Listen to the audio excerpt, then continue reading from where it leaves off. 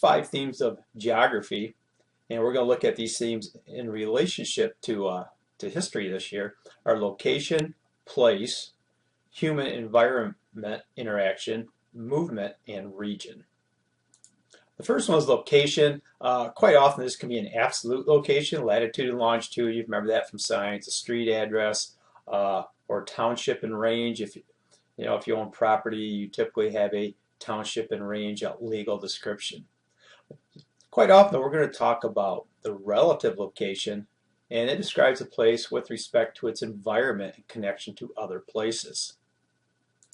An example of this for location would be Vicksburg.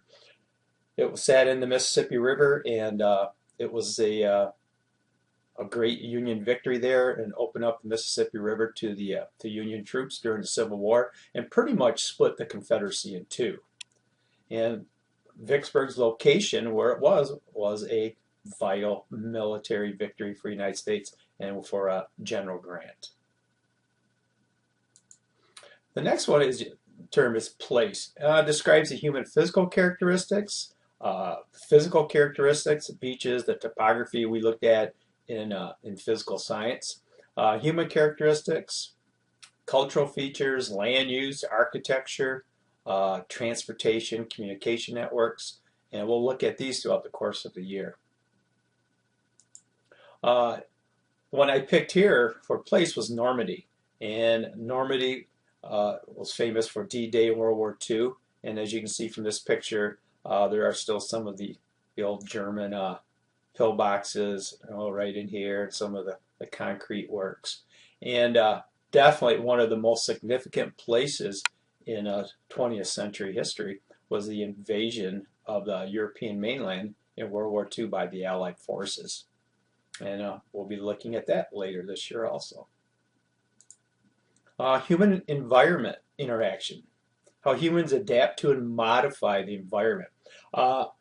Humans throughout history have shaped the landscape, and this quite often can have a positive and or negative effect on the environment. The one I picked here for the human environment interactions, the Dust Bowl.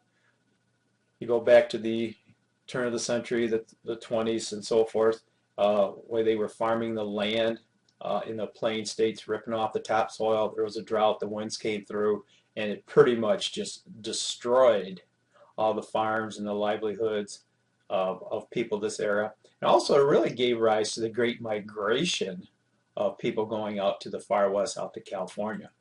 Their livelihoods were gone here, and many of them moved to California for a new start. And again, it was just bad agricultural practices here, but they did affect the landscape, and this time definitely in a negative way. Movement. Humans move. Ideas, fads, goods, communication, all travel distances.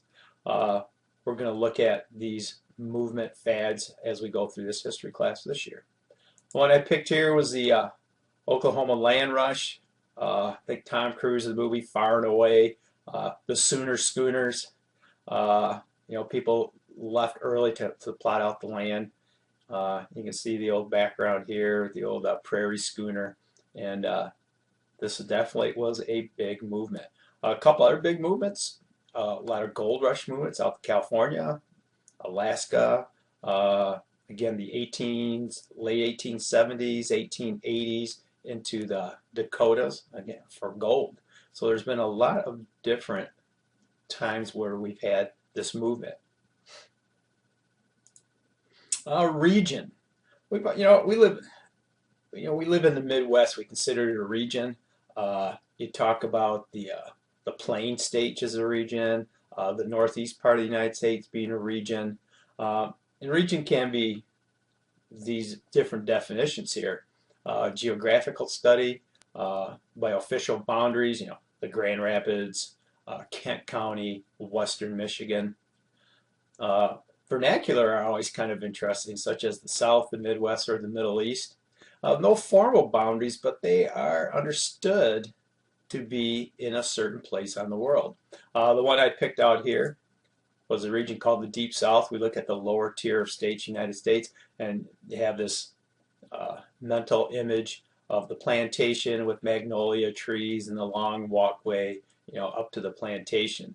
And that's, for the deep south, especially you get into the Civil War, the time preceding that and the time after that.